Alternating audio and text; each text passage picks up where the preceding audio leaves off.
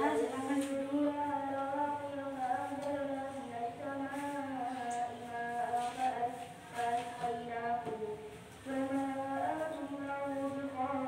Ada yang bisa saya bantu, Ibu? Ini Sus, saya kesini untuk melakukan konseling ulang. Baik, silakan tunggu sebentar ya, Ibu. Saya mengambil informasinya. Baik,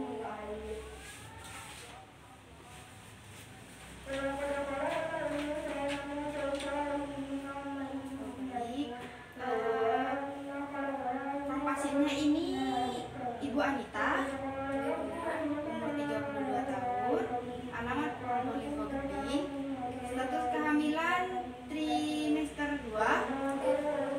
Baik, sebelumnya Ibu sudah tahu apakah Ibu ke sini untuk tujuannya apa? Sudah tahu Sus.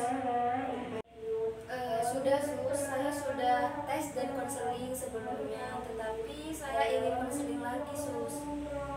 Baik Ibu, mari saya periksa keadaan Ibu terlebih dahulu ya, agar mengetahui lebih lanjutnya seperti apa. Iya Sus.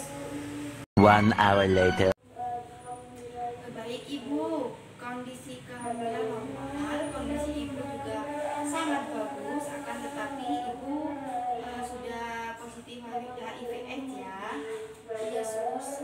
Sebelumnya konseling Ibu hamil adalah pada saat HIV, yaitu upaya proses untuk memberikan informasi terkait dengan berkelanjutan proses atau perawatan kehamilan dan persalinan dengan aman. Nah, tujuannya dari sini yaitu menurunkan risiko penularan HIV/AIDS dari ibu ke janin atau ke ibu ke bayi.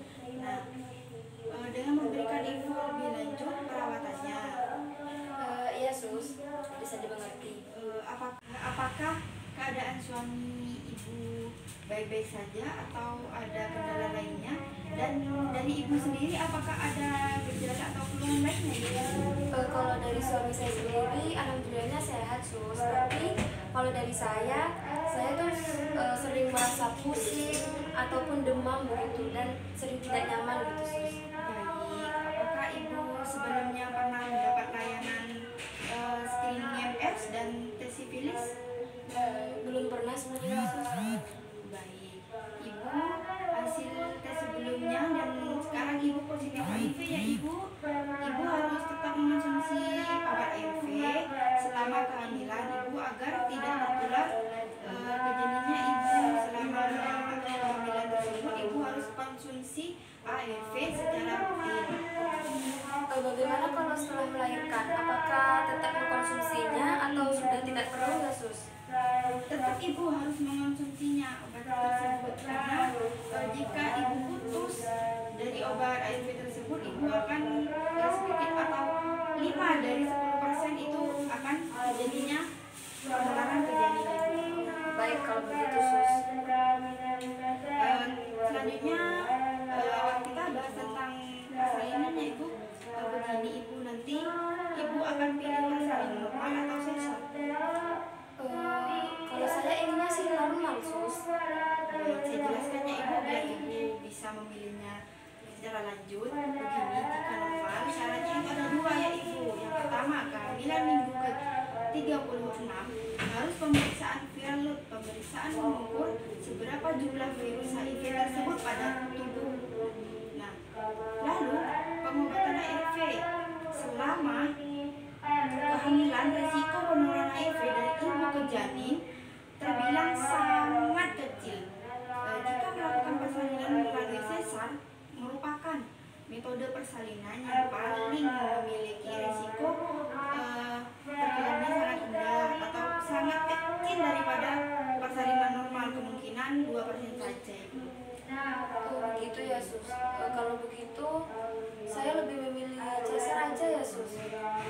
Baik Ibu, lalu mengenai program itu Ibu, pemberian ASI kepada bayi. Nah Ibu itu diharapkan 6 bulan menyusui. Setelah 6 bulan Ibu menyusui, diharapkan bayi tersebut itu pakai susu formula itu. Jadi hanya 6 bulan bulan saja ya Bu? Iya ibu, 6 bulan saja. Dari dua topik tersebut apakah ada yang ditanyakan ibu? Untuk saat ini masih belum ada. Oh baik, saya lanjutkan ya ibu konselingnya. Selanjutnya perawatan payudara jika terjadi inflamasi atau luka ibu, karena dapat menularkan ke bayi jika menyusui secara langsung ibu. Nah cara penanggulangannya yaitu dengan cara ibu itu harus terapi memijat ataupun membersihkan puting susu secara setiap hari ibu agar tidak terjadi nanah ataupun inflamasi atau peradangan lainnya ibu. Nah, untuk obatnya itu bisa konsumsi itu clindamycin 300 mg yang diminum tiap 6 jam sekali. Nah terus amoxicillin itu ibu kan sudah familiar sekali dengan amoxicillin ya ibu. Itu diminum secara 3 kali sehari. Nah untuk pengobatan lainnya ibu ada ibu. Nah, yang pertama itu jika mengeluarkan nanah itu harus dibersihkan dengan kata steril ibu, tidak boleh adanya kayak suntikan ataupun pakai apa itu ibu. Nah jika mengalirnya itu nanah keluar dengan terus menerus ibu harus ke rumah sakit atau puskesmas ibu. Selanjutnya untuk mengatasinya abses payudara dengan tindakan khusus bernama vakum asisten dioksi. Jadi saya ini harus melakukan perawatan payudara, setelah itu harus meminum obat juga ya Sus? Iya ibu, tetap minum obat agar tidak virus tersebut tidak mengalahkan sel CD4-nya itu. Dari sini apakah ada pertanyaan lebih lanjut ibu?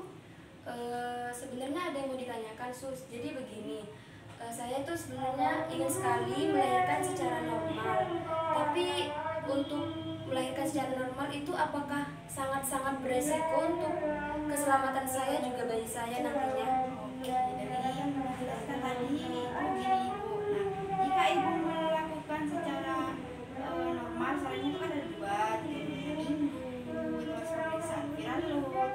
Nah, terus yang kedua yaitu harus memeriksa apakah virus itu masih banyak di dalam tubuh ibu ataukah sudah makin sedikit. Dengan mengonsumsinya obat ARV itu sangat ini bu.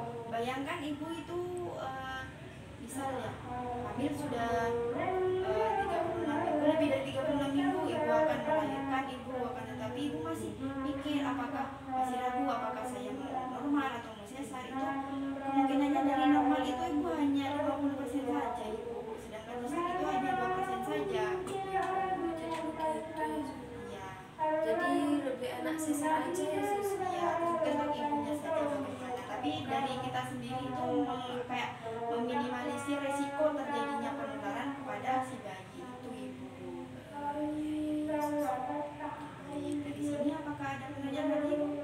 Sepertinya sudah tidak ada Sus. Baik, kita sudah konseling dari beberapa topik tersebut. Nah, lalu ibu sudah paham kan tadi harus yang pertama yaitu mengonsumsi ARV secara rutin, terus pemberian ASI nanti setelah melahirkan, terus perawatan payudara itu sangat penting ya ibu dilakukan. Iya, terima kasih ya Sus. Oh, baik. Kalau gitu saya izin pulang dulu deh. Assalamualaikum.